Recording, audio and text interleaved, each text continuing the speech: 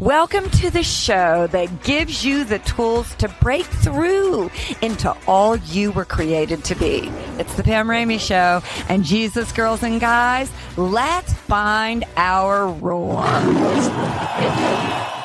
Hey, Jesus, girls and guys. Welcome back to the Pam Ramey Show. If you're joining us for the first time, it is so good to have you here where faith meets fire. And we talk about everything that God is doing on the earth today and how he steps into our broken places, how he steps into our confused places, how he steps into our dark places and brings our life back together again. And today I'm so excited about our guest. She is amazing. She is also a very dear friend.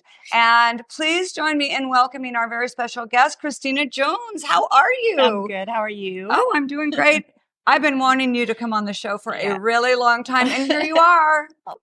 You got your wish. I got my wish. And today we're going to be talking about how you met Jesus, your conversion story. And, you know, as we were talking about right before we came on the air, Kristina, I think we're living in a time where kind of a time of revival again. Do you think so? Absolutely. Yeah. Where I think people are coming back to church. They're curious about. Absolutely curious. Yeah. There are the things of the Spirit, the things of God. Is God real? Right. Absolutely. Is he not real? Yeah. You know, I think those questions are being asked again. And in fact, I just heard that Bible sales are up. I should have gotten that statistic, but Bible sales are up and church attendance is up. And that's really good news. It is. And I really love your story because you, for lack of a better term, you were not an easy sell. I was not. You were not. You come very much from the world of academia. Yes. And, you know, everything about Christianity was... for weak people. For weak people. In fact, that's what I thought. You thought Christians were weak people. I did. Yeah, that God was really a crutch. Yep. Yeah. Absolutely. And so I think your story is really of vital importance right now on the earth. And I'm sure that there are multitudes who could relate to you. And so let's go back though and learn a little bit about you. Tell us a little bit because you just your son just got married. He did. Yes, he did. He married his beautiful girlfriend Summer a couple weekends ago, and I'm so excited for them and their, you know, the journey that they're on now. And he plays a very important role in my conversion story. So, which is really interesting. But yeah, it's hard to believe he's basically the same age I was when I had him. So my goodness, it's kind of crazy to think about. Isn't that something? Yes. So how old is Tristan? Your son is Tristan. He was born in 1997, so that would make him 28 this year. Yeah. 28 this year. And tell us about Tristan and finding out you were going to become a mommy and all of that. Let's go back to that. Okay. Well, originally I'm from Michigan. So I was living there. And like I said, I was 27 when I had him. And so, you know, he was a gift that I didn't expect. But I'm so happy that, you know, I got to be his mom. And I continue to get to be his mom. But it was not, you know, a planned thing. But his father and I had been together for, 2 or 3 years before we found out that we were going to have a baby. And so, you know, we were excited. And after he was born, I had him in Michigan. And then a month later, we decided we were going to move to Atlanta. So here we are. I am quite sure my parents probably thought I was insane. So your parents are in Michigan. Yes. And my whole family was there. You and Tristan's father are now coming to Atlanta. Yes. How'd you feel about that? I was excited. Yeah. I wanted to get out of Michigan. I mean, Michigan's a beautiful place and I loved growing up there. But I always knew I wanted to leave. I wanted to see something more. I wanted to see the world. And I really felt a draw to just go. And so when he proposed that we come here to Atlanta, I was very much It was like, ready I'm for that. Like, I'm in. I am all in. And I get that because I also had that thing inside of me, growing up in a small town that I knew that I knew that I knew at an early age that I needed to see more. And so this was your opportunity to get out and get into a big city, and off you came. Off I came. And so we lived in Marietta, not too far from here, actually. It's kind of crazy how our whole like story even takes place in such a small area once we get here. But yeah, and so I spent the next couple of years just being his mom, a stay-at-home mom, and taking care of his father and him, and just being like a little family. Was that? Did you love motherhood right away? It was new and challenging. Yeah, I think most people would agree. It is. I would agree. It's very funny because I would write these emails, tongue in cheek, of course, to my parents about what was I thinking and how what am I going to do, and I would recount like all of the stories of things that he had like exploding diapers and like things that you have to experience when you're a mother. Yeah, and my parents just would laugh and laugh, and they, unbeknownst to me, printed those emails and had been saving them in a book for Tristan, and they sent them to me for him. Oh my goodness. Just recently, as part of his wedding gift was he must have loved those. It was you so funny. It was so funny because now, of course, I don't remember writing any of those things, but I did. So, but that says a lot about your parents. That's a pretty sweet thing to do. Yes, it was quite the foresight that they had. That was quite the foresight. So you are raising Tristan. Yes. You're in Atlanta, and had you gone to school yet? I had not. Okay. And I was really, things weren't really going well for our relationship. And because I grew up in a household that was volatile, I didn't want him to grow up in that. And so I probably was a little like more willing to go when things start getting rocky because I was afraid that it would be, like what I grew up in. Right. And so when Tristan, the year he turned 2, I actually got an apartment and moved out on my own. And I had a little job working at a store, a fabric store. And, that's where I had. Okay, so I'm just going to take pause for 1 second right here. This one, she is one of the most creative women I have ever known.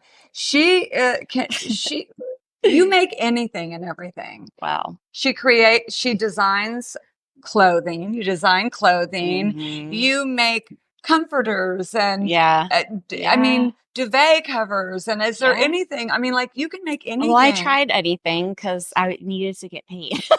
so I would try. Is that where you learned how to become? Well, the funny story is that my son's grandmother actually taught me how to sew, really, and she gave me her old Singer sewing machine, and so I sewed, mostly on that. And then when I did end up going to work at the store, a fabric store, really, in Vinings, and I, we would sell design services and stuff to women who lived down in the Vinings area. Wow. And on West Paces Ferry and very shishi houses. And eventually, it got to a point where I wanted to do some workroom things so I could learn, I could sew for the store as well and make more money. But yeah, that progressed. That was a 5-year journey of, my goodness, from that is quite a gift to have, to be able to. Yeah. And I think it's, I'm very mathematical. So to me, figuring out how things needed to be based on how I knew it needed to be. It was easy for me to figure out the math stuff. It was the design part that I really needed to learn. Which is probably the most intimidating part for most people. Yeah. Whereas I just looked at it and said, oh, well, I know it needs to be a triangle, and this is how you figured out, that stuff. So you love math. Well, I eventually, I got my degree in it. So, so yeah. Tell us about that. So when my son turned 4, I got this wild hair that I didn't want to just go from job to job. I really felt very strongly that I needed to go back to school. And I had always done really well in school. My problem was always just focus, just never really, I always had other things I wanted to do besides like study, or I didn't know what I wanted to do. And so, I got a flyer in the mail for Kennesaw State University, and I was living not too far from there. So I just felt like, this is the time I need to go back to school and finish my degree so I can make a better, future for my son. And so, I did. And I remember that one of the first talks that I went to, where you could learn about different degrees and different, programs in school, I brought him with me, and he was so well behaved during the talk that afterward the professor actually came up to me and said, I just want to commend you on how well behaved your son was during that talk, because he just, kind of sat there and colored and did his own thing. And it was nice it was a very nice compliment. Yes. And that wasn't the last that they saw of him. So you were bringing Tristan to class with once you. in a while. Yeah, I would have to, if the, if my schedule, if my son's father's schedule didn't allow him to be with them. So, and was he also very involved in Tristan's life? Very, very much so. From the time that we kind of split up, we would break up our weeks, like half a week at his house and half a week at my house. That's a blessing. Yeah.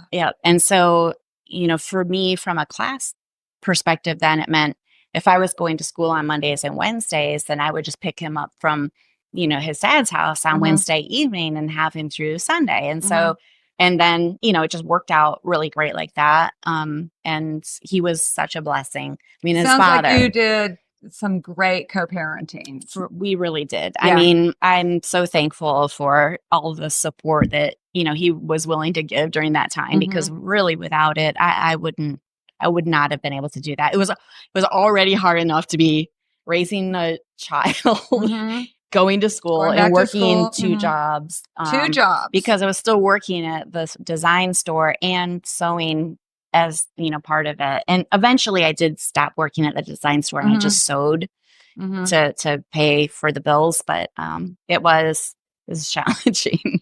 That's a lot. Yeah. That's a lot. So praise God that you were able to co-parent absolutely. and have such a supportive father in the picture. Very lucky. So fast forwarding, as Tristan becomes a little bit older, he gets interested in faith? Well, it's a really interesting story, because it wasn't until he graduated and went to college that I even knew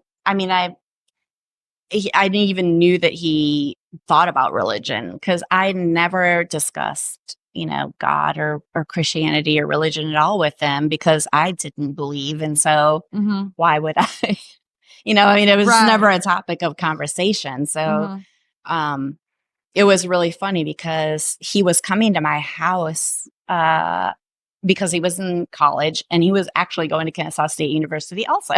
How cool so is he that? went to the same place I went. Cool. I love that. And so he came over and mentioned that he had been going to this college ministry with a friend of his. Right. And that's really how it all started. Kristina, when your son told you he had been going to a college ministry, What was your reaction? I was just, why? I could not understand why. Mhm. And I mean, now I think back and I joke that my son is the only kid who goes to university and actually finds Jesus, because usually it's the other way around. Exactly. Exactly. And, you know, but I just didn't understand why. I Was didn't it disturbing understand. to you? It was disturbing Mhm. because I thought, like I mentioned, I thought people who leaned on religion, they were, you know, of two different groups. Either they were raised in Mhm. religion, and so they, then ended Sort of up fell into sort it. of become, Yeah. because your Yeah. parents are, Yeah. or your, upbringing is, then you are sort of that group. Or you have some sort of traumatic life event that would push you towards a religion as a god, as sort of a crutch, like you had mentioned earlier. Mhm. And so I knew he hadn't had either one of those. I Right. didn't know where it was coming from. Mhm. So I wasn't angry. It was just one of those, what's been happening in school? What are they doing to What your are you- brain there? What are they feeding you? Yeah. And then, like many, nobody can shame you faster than your children, right? Oh. Put you in your place. Yes, we've learned that the hard way. And he said, Mom, historians, it's becoming a very well-known fact that Jesus was actually real, and you can find accounts of him in history outside of the Bible. And my jaw just dropped because I didn't know that.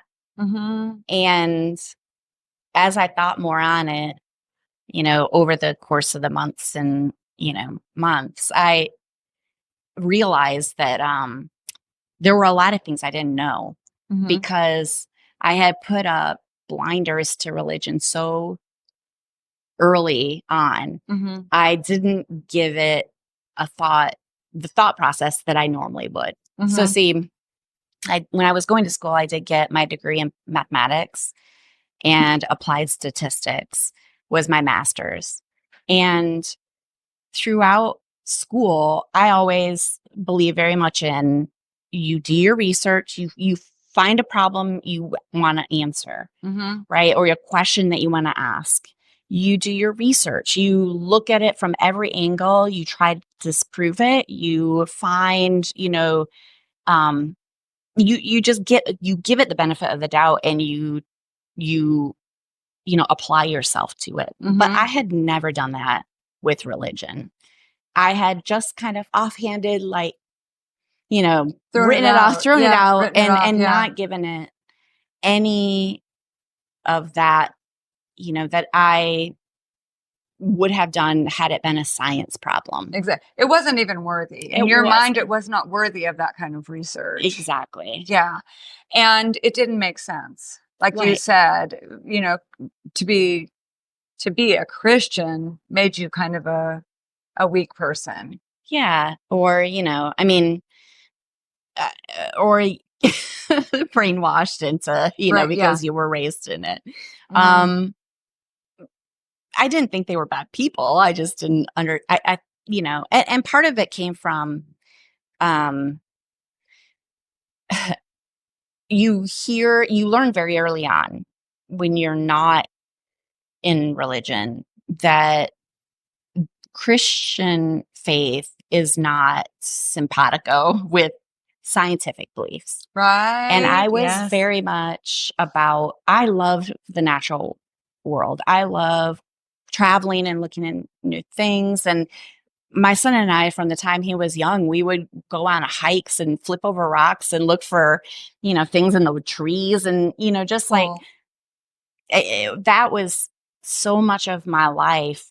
And what I felt like religion was doing was saying, you have to either believe in the Bible and Christianity, Mhm. or the sciences. Science. You cannot believe in both. They cannot merge. They don't. Yeah. They don't. Belong together. And Mhm. so I, of course, chose the thing that I could see and prove, Yes. over the Yeah. thing that I could not see Mhm. or prove. And just kind of went on with my little happy life without really thinking about it. That is so interesting. So Tristan is involved in this ministry. You're going through this thought process, which you've never ever gone through before. Right. You're displeased. It's not. It's like, where is this coming from? Exactly. He didn't have those backgrounds. Right. You knew, sort of correlated in your mind scientifically with why somebody would be drawn to religion, right, or Christianity.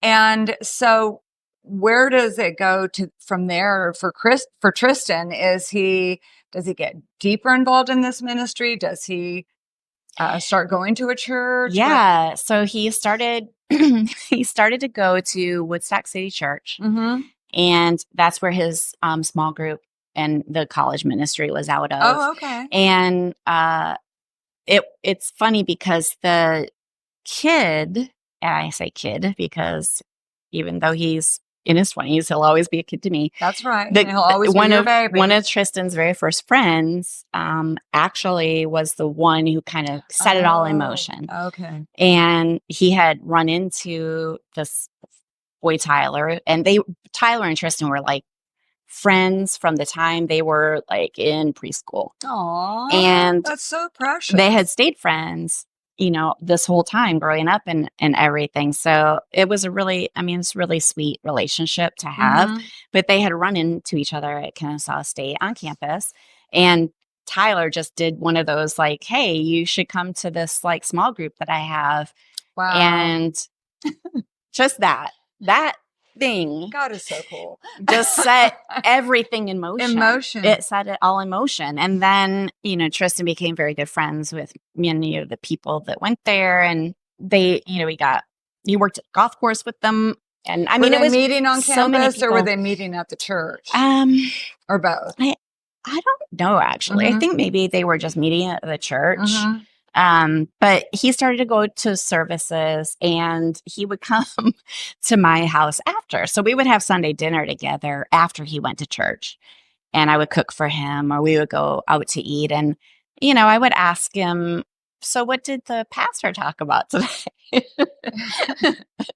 This is Tyler or Tristan? No, Tristan. So Tristan. Okay. Yeah, Tristan. Yeah. So anyway, he would come for dinner. Let me ask you this, Kristina, when you were asking him what the pastor said that day, was it to disprove it? No, it was really around. And I wasn't going to say, well, that's stupid or anything. I really was curious what. Were you becoming curious? I was curious what they were teaching him. Yeah. Honestly, that was really. Were you afraid he was being brainwashed? Maybe a little bit. Okay. So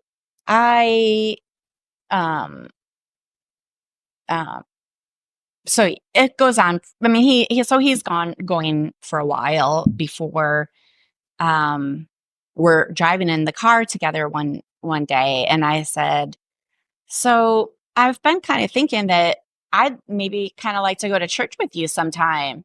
And his eyes, his whole body like perked up.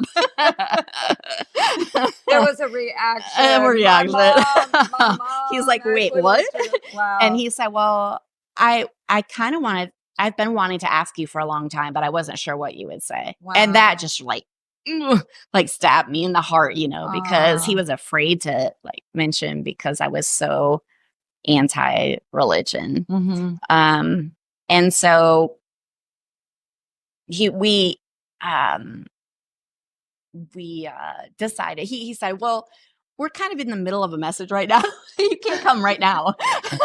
You have to wait till we start a new one. That is so sorry.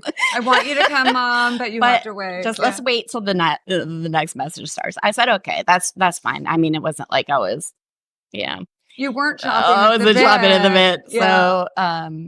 So we did, and it just ended up that the first Sunday service that I went to at Woodstock City was the Sunday that the Atlanta Falcons were playing in the Super Bowl. Oh. So February 2017. Wow. And I'll never forget, it was just the pastor was so funny, the campus pastor at Woodstock City, and all the people were so nice. And of course, now looking back, they were all just excited about the game, probably, but no, but they continued to be really nice and very welcoming. And but it was really experience, and I'll never forget that the message was called "Fully Alive." And, I think I mentioned up to this point, I had graduated, I had a good job, we weren't struggling. I was not stressed. I had a cute little house. We were very comfortable people. And, but as the pastor talked, I could really identify with a lot of the things that he was saying, but I had never really gave them like conscious thought. And it was really about like, you can have a really great life. You can have, and they put up like a Gantt chart, where they've got like, you can get this far, you got a great job, you got a great family, you can get a little bit further, get a little further. And the whole thing is that last 1%, you're never going to be able to get fully satisfied in your life without Jesus. I mean, it's the answer. It's the answer. And you'll spend a lot of time searching for it. And that just really struck because, we would, certainly looking for love in other places was, something that had, I'd sort of been part of. And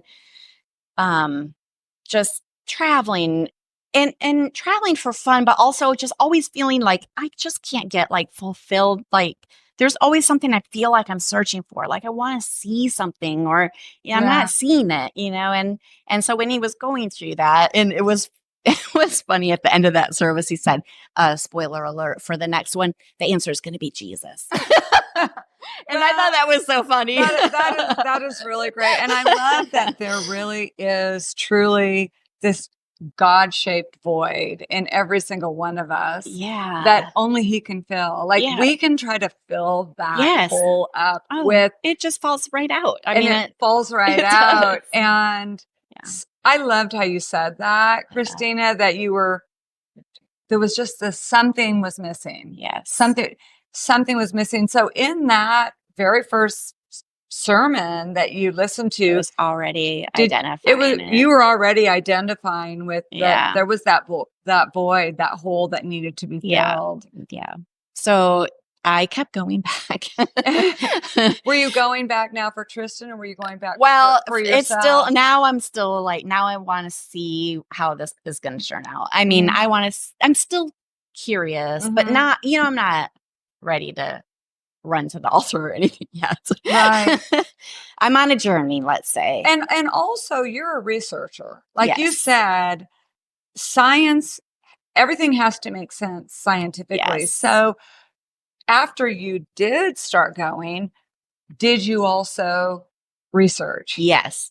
So the thing that I really like about Woodstock City Church is that for me, it is a place for non-believers, and they really know how to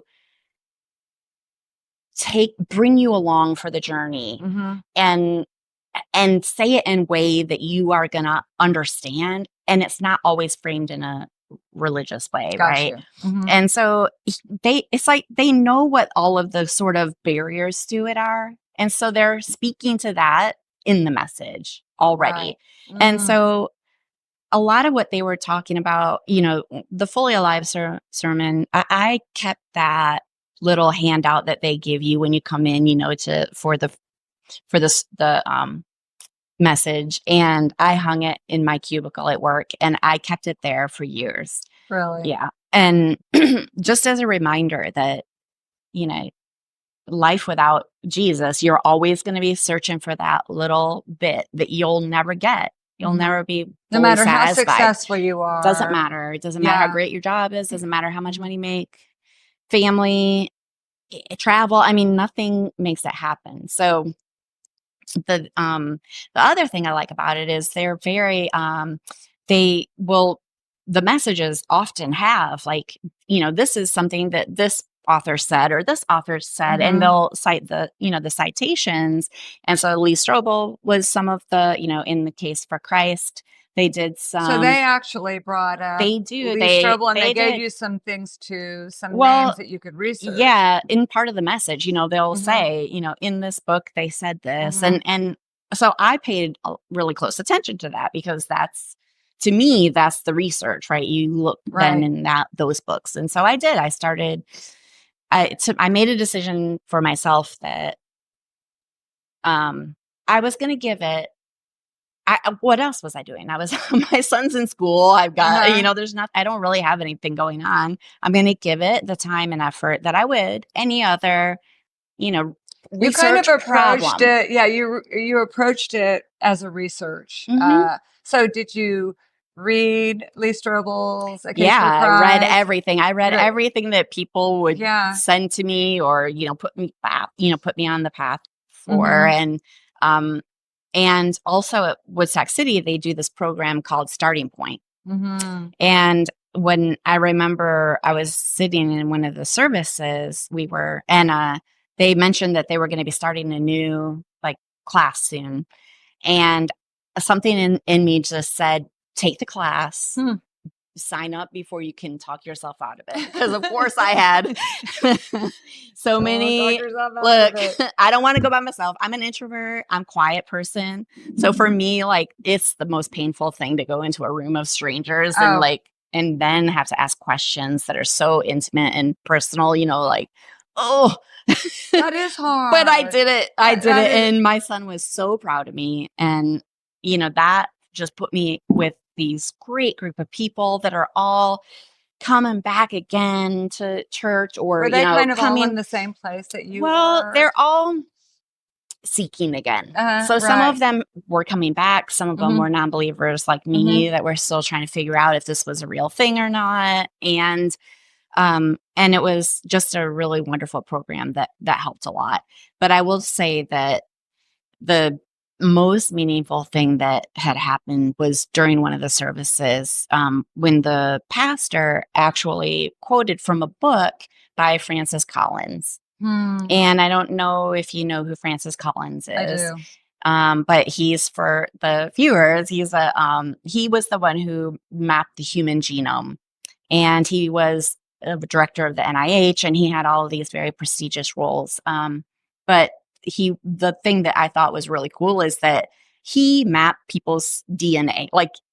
He was part of that project, and I think, I'll probably say this wrong, but in one of the interviews, he said it was like looking at the instruction booklet that had only ever been seen by God for humans, because, it's like you're seeing something that nobody else had ever seen. And it was so just impactful to me.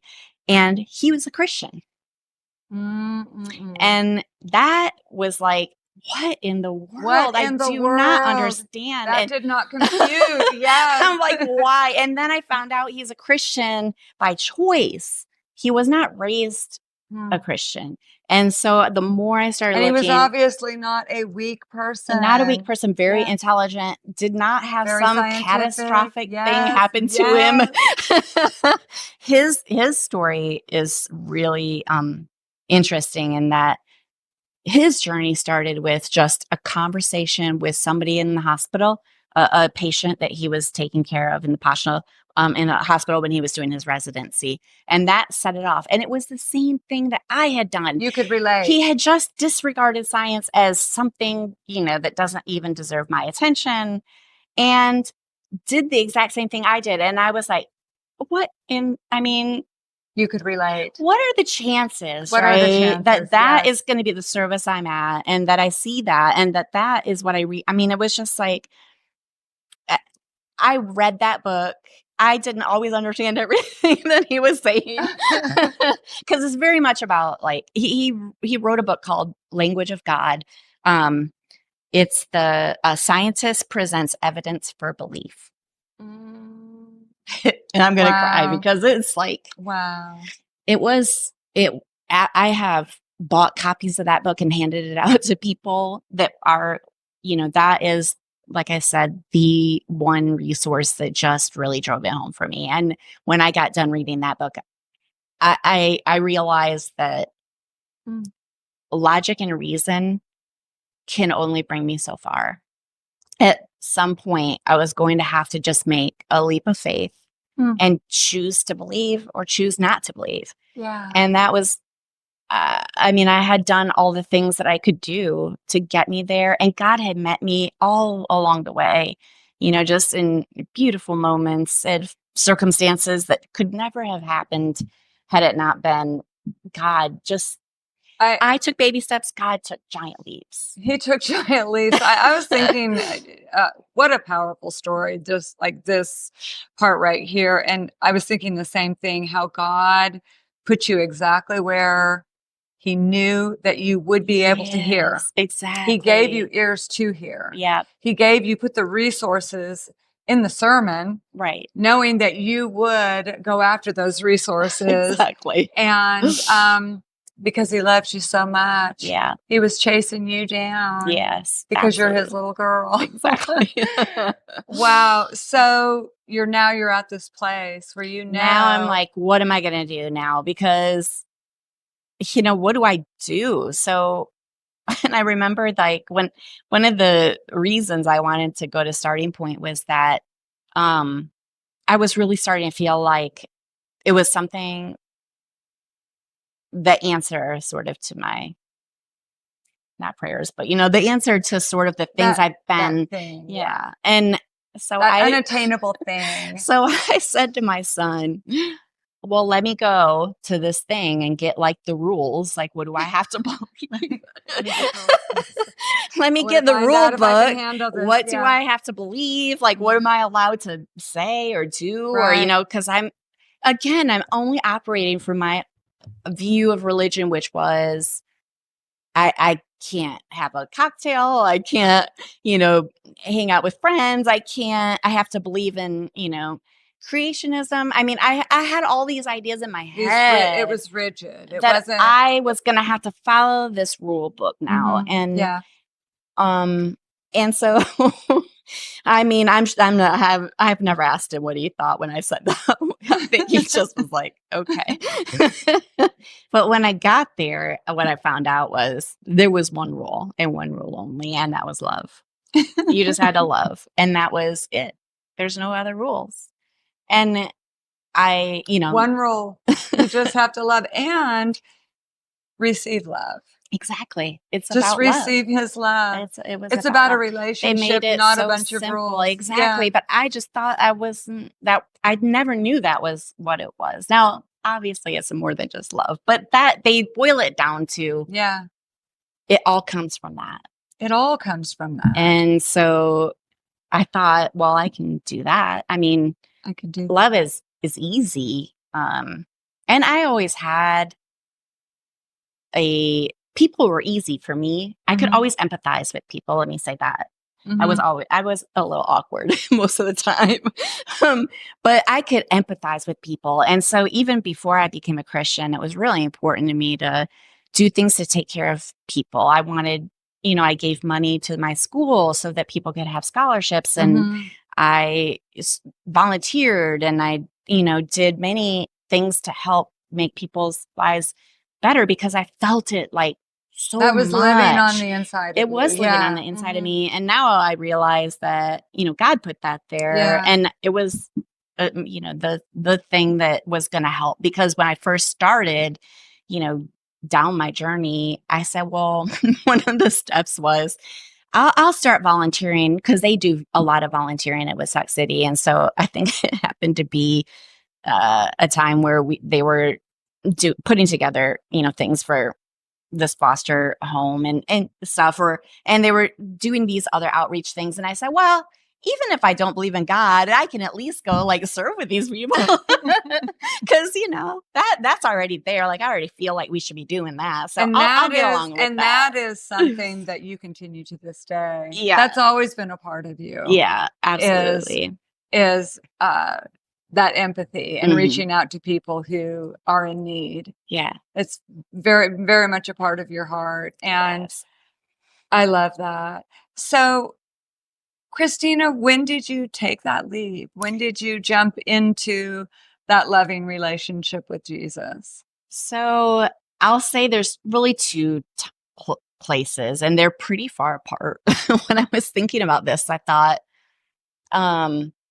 I really started talking to God and starting to have that relationship. Did you feel his presence? Sort of in my own time, like at home, where no one was around, and I would, and I feel like, and this is probably super cheesy, but I used to be a big runner, and I felt like he would speak to me in the music that would play, because I just had like it playing That's randomly. not cheesy to me. And I am that way for sure. Okay, because sometimes I'm like, I would be running along and a certain song would come on that would just really speak to what I had been like really dealing with. And I'd just laugh and say, okay, here you God, I got you. I got you.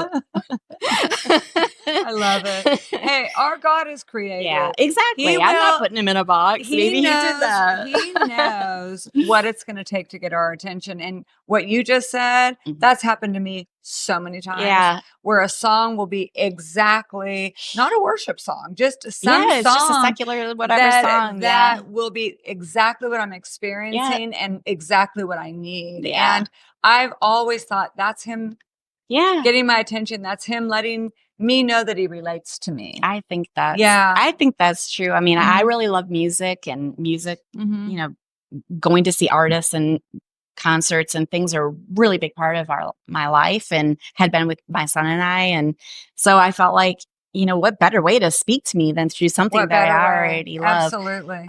But I think that, there was really no moment for that kind of thing. It was just such a slow process of he was revealing himself to you. Yes. Yeah. Like, I loved how you said you were taking baby steps and he was taking giant leaps. Oh yeah. I love that. Yeah. But the moment that I actually gave my heart to God and prayed the prayer was during I'm not going to remember his name. He used to go to church here. He was the engineer who passed away from cancer a few years ago, maybe 6 years ago, 5 or 6. Richard, yes. Oh yes, Richard Knapp. Yeah. Yes. Yeah. And I always so as soon as I realized here that there was an engineer who had numerous patents. Yes. Quite an engineer. Smart. I mean, brilliant man. And he once told a story that he would go in his office and close the door and just worship God, and God would give him like a download of just information.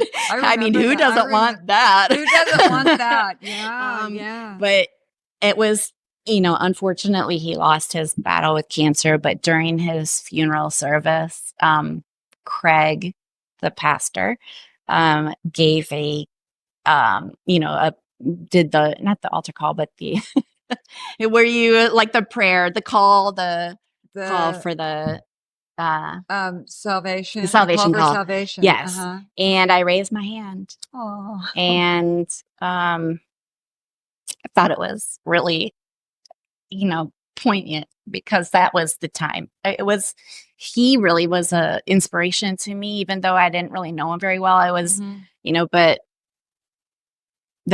his belief just really spoke to me. And so I felt like that was the time I was going to do it right there.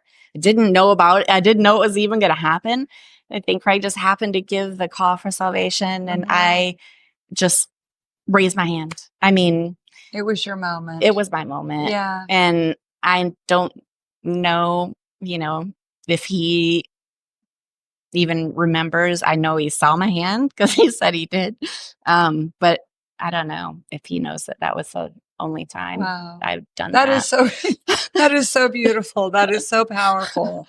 So, I think I was at that service. Were you? Mm-hmm. Yeah. I was there. Yeah. And that is so beautiful. That is so beautiful. And Fast forward to today, Kristina, with your life. Mm-hmm. You are married to Yeah, a pastor. I am. Who knew that in February 2017, when I was sitting in my first church service, that 18 months later I would be married and have a beautiful community of people. And it's been a real answered prayer, because I was very lonely person when my son left and went to college, and Mm-hmm. I didn't have a lot of really close friends. I had running buddies Mm-hmm. that we would, hang out, and they were really good, nice people, and really,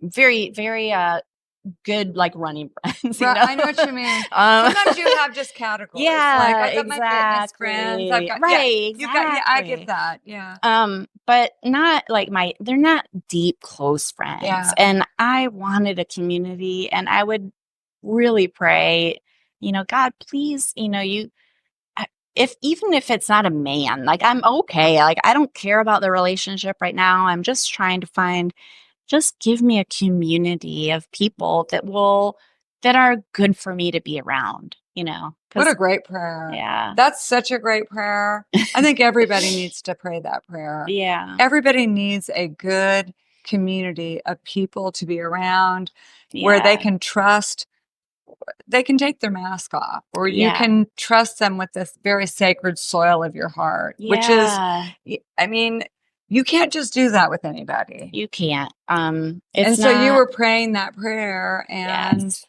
And I met Byron. yeah. And our whirlwind relationship is short but sweet. And not only that, we are anniversary twins. Yes, we We are. share the same anniversary. Yeah. A year apart, I think. Yeah. But one of the first times that we were going to church on Saturday nights, and afterward, after service, we would always 25 of us would descend on some poor restaurant at like 10 o'clock at night.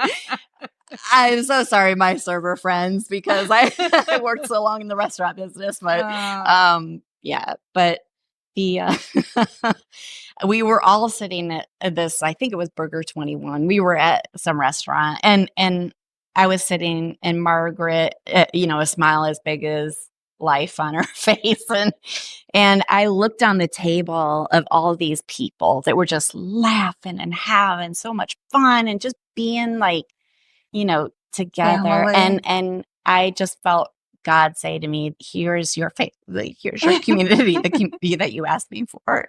Here it is. And it's been amazing. Yeah. 7 years we've been married, and these people are my family. So I got absolutely everything that I prayed for. That void that could not be filled. Yeah. By anything, it got filled. By did. Love. Right where you started. What are the rules? Love. Exactly. It got filled by love. Wow, Kristina, what a powerful testimony. What a powerful testimony. I'm going to actually ask you if you could look into the camera and, what would you say to that person that came from your background or came from your way of thinking, that if it's not science, then it doesn't matter? Right. What would you say to that person? So, for me, I didn't know, and now that I do, there are so many resources for people, and even the gentleman that I mentioned, Francis Collins, he has started a foundation called BioLogos. It's been in existence for much longer than my journey has been, where scientists share their scientific studies and their faith journeys. And for me, that just blew my mind, because here are the people who are absolutely trying to make the that language in the public eye, like people that are doing science for life, and Christians, they see it as worship. And these people are legit scientists. I'm talking about like, evolution believing people. And so I think don't let some you know, determined beliefs about that keep you from it. And do your research. There are plenty of resources out there that can give you answers, and are people who have taken the same path that you have. It really doesn't matter the worldview that you're trying to reconcile with. I think I read once that if we can see the truth in the natural, and we know all truth is God's truth, then those two must be reconcilable, because it's really just That's our good. That's inability to That's really understand. good. I love that. It's just, yeah. It's not that they don't reconcile. They do. They It's just really we do. can't Yeah. understand it Yeah. yet. Mhm. And so that, I would say it is really a lie of the enemy. These two things do exist together. And, he would just love it if we just all discounted it like I did, instead of, doing our research and giving it the time. So yeah, there's many resources that can help along that journey. But yeah. And life with Jesus, look, you're never going to be able to prove him as that it exists. You're just going to feel it. And a life with Jesus is so much better than a life without. Wow. Yeah. What a great I have a lump in my throat. He's so good. He's so good. Yeah. And I think about for some reason I pulled up Psalm 139, and I was thinking about the part of Psalm 139 where he says, if I make my bed in hell, you're with me.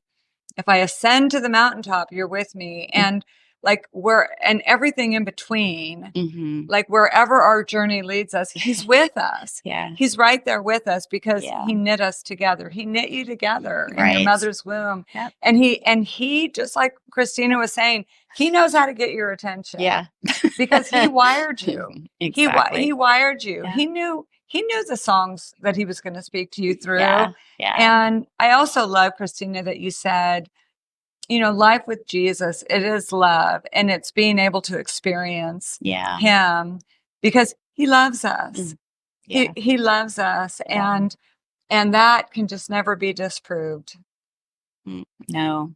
Yeah. And I also loved how you said you feel him. Yeah. You feel him now, don't you? Yeah. Absolutely. Absolutely. So yeah, he changes our lives. He changes our lives. Wow. Whew. What a story. What an important story for people to hear right now, in this time in particular, because there's not a lot of I think right now there's a lot of not faith in science. Yes. I think it's being sort of dragged through the mud a little bit, at the expense, unfortunately, of scientists who are trying to be, helpful to mankind, to humankind. Their motivations are so pure mostly. And I think the thing that I really love about science and is that you are more apt to change your mind if evidence is presented differently. That's and good. So that was, once the evidence became overwhelming, I had to change my mind, because that's what a scientist would do. Yeah. And so that, I feel, people sort of miss out on that. Boy, that's a good word. That is really a good word. Woo! And you know what? So much of science, like you said, it backs up the Bible. It does. It backs up the Bible. Yeah. And so, like, like Kristina was saying, do your research. Yeah. Do your research, because it's going to back up the Bible. Right. Right? Yeah. Because the Bible is truth. The Bible is truth. And I love that you gave us some powerful resources to look into. Why don't you just mention those resources again? And we can even drop those into the bio section of the show. So the book that I mentioned was, it's almost 20 years old now, but called Language of God. A Scientist Presents Evidence for Belief. It's by Francis Collins. And the foundation that he started in 2007 to help, have more conversations like this about religion and science was called Biologos. And it's also called Language of God. So it's a podcast I listen to a weekly. Wow, 'cause Language it's really of God. Cool. Yeah. Oh, that's It's really cool. fantastic. So yeah, if they've got science geeks on there doing And doing their thing. Yeah, we'll drop that information in the show notes, because that's important. Yeah. If you're searching and you need to reconcile science and faith, then this is a really great resource for you. And then also you mentioned Lee Strobel's Case for Christ. A Case for Christ. Yeah. And so there's that resource as well. But this one for sure, we'll go ahead and drop that into the show notes. And Kristina Jones, thank you so much for coming on the show. It's been fun. It has. Thank you What a so much for inviting me. Oh, it has been, this conversation is going to change a lot of lives. Oh, I hope so. It's going to change a lot of lives. Even one is plenty. Yeah, even if it changes one life, but it's going to change a lot of lives. And thank you so much for sharing your story. And, absolutely. Thank you so much for being here. We want nothing more than to encourage you, to bring truth to you. And so if you would do us the great honor of subscribing to our channel, liking this show, and sharing it. Share this with people who may be confused, who are looking for some resources, who can relate to Kristina's, maybe somebody who can relate to Kristina's story, or maybe you. And so share this. Let's get this word out. And we're just so grateful that you have been here with us today. And as you go through your day today, above all things, remember this: Jesus is crazy in love with you. God bless you. Have a great day. And we'll see you next time on the Pam Ramey Show. Bye-bye.